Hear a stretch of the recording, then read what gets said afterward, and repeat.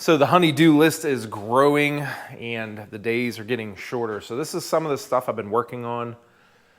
I did a time lapse on some of this. This is that in-floor heat project. I'll put a bunch of links down in the description. Worked with Thermo Supply on this whole project. We have HTP combination boiler. It's a 199. It's all powered up by Taco boxes, Taco pumps, 3-speed pumps, Legend manifolds. It was an awesome opportunity working with these guys. And winter is coming. It's nothing we can do about it. So unfortunately, there's just so much to do. I need to start making some more time for myself, but you know, the famous saying is you gotta make hay while the sun shines. So yeah, and unfortunately, now that we brought that up, I didn't even get to make hay this year. Had that lined up, and our schedules just conflicted with some guys who were gonna help me, and they were available 4th of July weekend, and I'm not taking away from my family on 4th of July weekend to put up hay. It's just not happening. So now, Acacia, we've shifted gears, got the in-floor heat project done, and just waiting for it to get cold to fire that up. And we're living in a house, so that's good. Now we're gonna focus on the barn. It's just like I talked about in previous videos. We're just chipping away at this honey-do list. I swear it's getting longer than shorter, but I'm gonna flip the camera around and just point out a few things here, what we're gonna do here. So this is the barn that we had, J&M Carpentry, same guys that built the house. You know, great company to deal with. They do barns, custom homes, everything.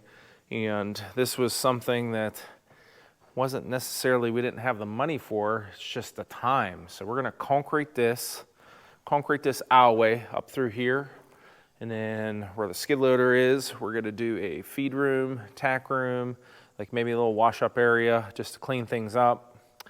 And hopefully get some concrete poured in here. So I did a lot of this excavation already. Didn't film it because just like always, man, it's just always up against a time crunch here. But the goal is to get 4 inches of concrete in here.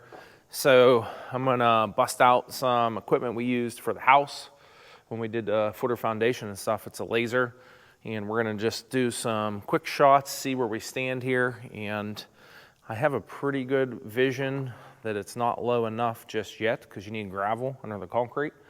But we're gonna double check it real quick before we hog some more dirt out of here. These lasers are so finicky. You can see them trying to sight it in here. And then we're gonna get the story pole going. So I set the laser to the top of the concrete grade where I want it. So you can see a solid beep, and then it has these arrows on it. So it's telling me to go down a little bit. So this is, I'm not a concrete guy, but like I said, I'll wear many hats to save money. So we're gonna set this finish grade to 4 inches, and this is where you can hear the beeping in the background there. So 4 inches of concrete, and you know, I've read all kind of different things, 2 to 4 inches of gravel. So we're gonna go with 2 because we're on a little bit of a shoestring budget for this. It's just a barn, not real crucial. And we're gonna set some elevations and we're gonna hog out what we need here. So I got my new elevation set. Before it was on finish grade. Now we have it down to the bottom grade. So you can see this says arrow up a little bit. So this is pretty much my benchmark where I need to take all this elevation down through here. So we'll just like check a few spots here in the middle, but I know I'm high here, especially for gravel. And then I'm not terribly high. It's gonna go down a couple inches there. And then right here, just from looking, so this is actually good right here. That elevation, if it's solid, right there is good. So pretty pleased with that. All through here should be good. Yeah, it says up. So we're good. So pretty much where it needs to get scratched on is through there, and luckily I have my EMR 55 up here. So I'm gonna try with this first, I believe, and then we'll see what we got. Forgot to mention, what I'm doing is the first pour, we're doing clay stalls. We decided to go against concrete stalls just because of the hardness on the animals' feet and stuff. So we're gonna pour this pad first, all the way down through here. We'll pour it, then we'll cut expansion joints and stuff like that in it. And unfortunately, this is only a 10-foot high door. So I'm not prepping any of this concrete over here where the feed room, tack room, and that's gonna be, so we can get a concrete truck through the far end of that barn all the way back through here, so I can shoot this all with just the chute on the truck. We won't have to get a concrete pumper. And then once this pad's in, then we'll do that pad. That one's gonna have in-floor heat in it. I'm not sure if I'm gonna use stuff from Thermo Supply or not. I have a bunch of stuff left over from my previous job and at the shop. So this will have insulation underneath of it, and this will be a separate pour. So we know that four corner is good there. Just gonna scratch it out. Like kind of like peeling a carrot.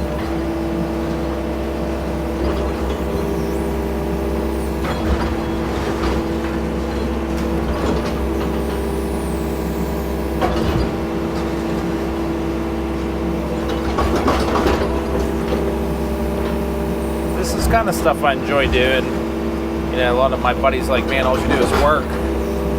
I'm not getting paid for any of this, but I'd rather do this than go on a regular job and deal with people yelling at you because you ain't getting your jobs done quick enough, or people questioning your pricing all the time because they get on the internet and try to compare your pricing to something in different complete regions of the world. This is relaxing to me.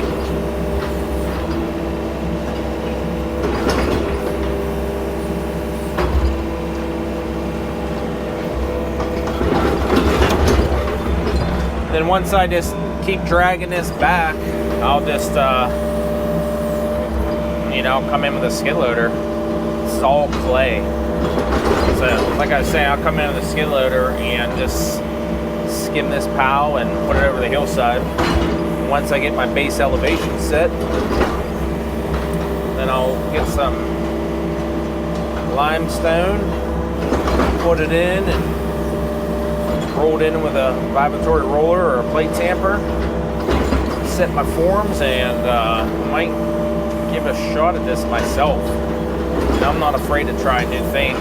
When you pour concrete, you need manpower, and I got some guys lined up. Unfortunately, I reached out to some guys that helped me with some other concrete in the past, and everyone's just booked up. So you can't blame people for being busy. If you're good, you're busy.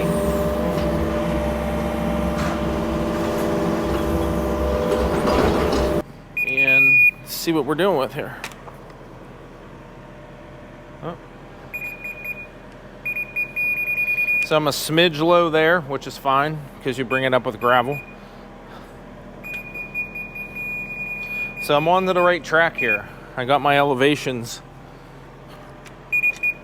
This is perfect. So just a little bit lower where I wanted, make the rest up with gravel.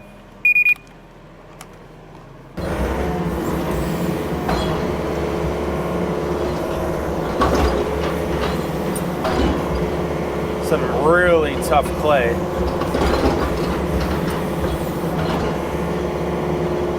I prefer to skin it out like this versus using teeth, because then the teeth will rip up the ground deeper in grooves.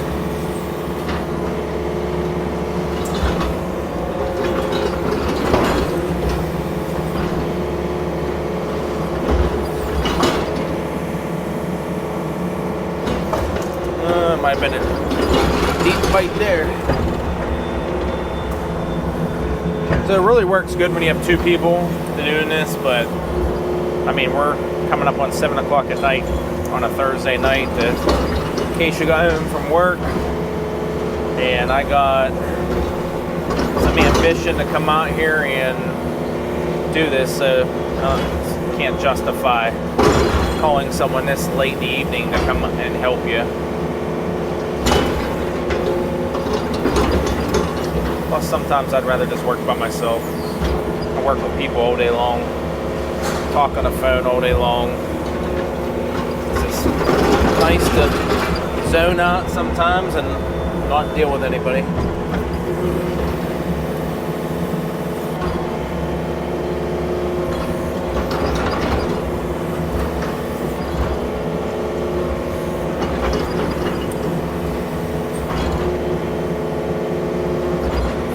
getting a little bit, I think I might be coming close to being on grade here, so I'm gonna check my grade. Make sure I'm not getting too deep, so I'm not wasting material.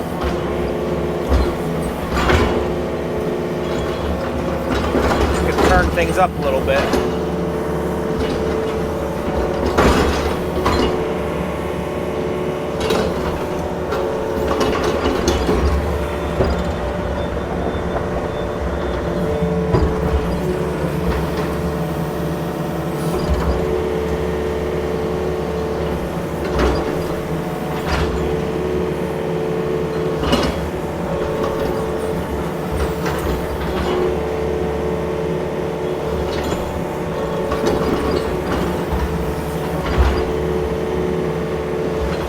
Remember correctly, whenever we were getting to the far end of the barn here, I do remember it was starting to get pretty close on grade, so I don't want to over dig it because then water lays there.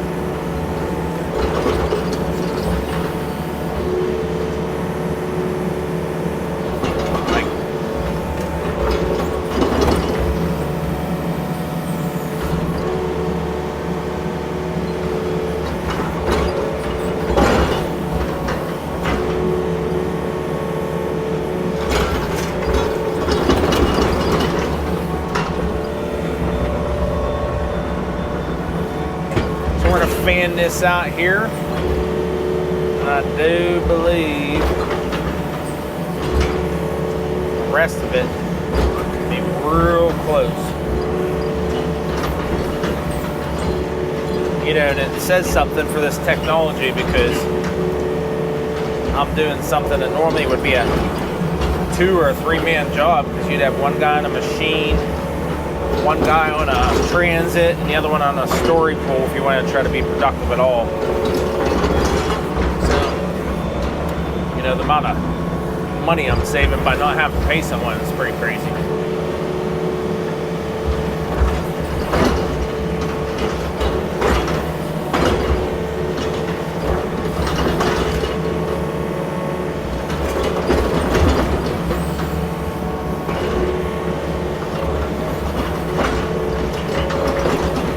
What I'll do now is I'll get the skid loader and I'll skim this all out.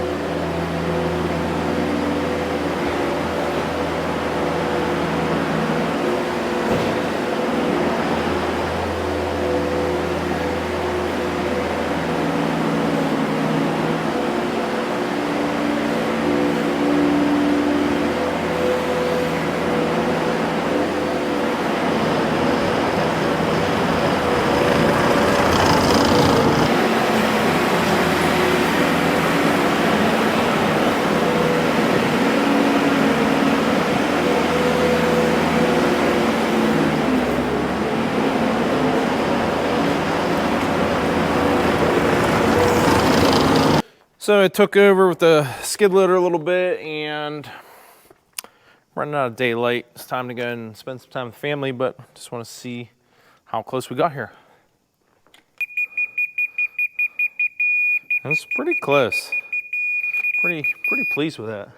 So this is the edge of the pour here. It's a little bit low, which is better off being a little bit low than a little bit high. Still got to go down a smidge.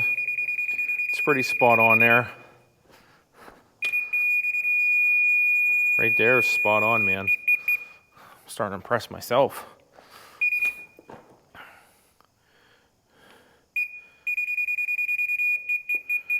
So about a 1/2 inch low there. So all in all, I'm pretty pleased with this elevation. I'm gonna smooth it out a little bit better, then I'll probably hit it with a roller. This one, let's see what we got here. That's, if you're within a 1/2 inch, that's pretty good. So the older I get, the more I realize is you can't tackle all your projects in one day or one night. So now it's time to spend some time with the animals. Jack, what's up, buddy? There's Mocha, and I'm not really sure where Jasper is, but Keisha should be coming home pretty soon. And this is where you got to leave, you know, a good life balance of work and in life, because before you know it, your kids grow up and they're gone. So I always make time to hang out with Tommy, and if Max is here, he's getting older now, so he's like doing his own thing and got a job and stuff. So before you know it, man, they're all going to be out of the house. So trying to soak that up as much as possible. So like always, we appreciate you guys watching, and we're going to continue on this concrete project. Who knows, you might see me pouring concrete, because it's getting real limited on my resources. So like always, appreciate watching, and catch you on next one. Take care.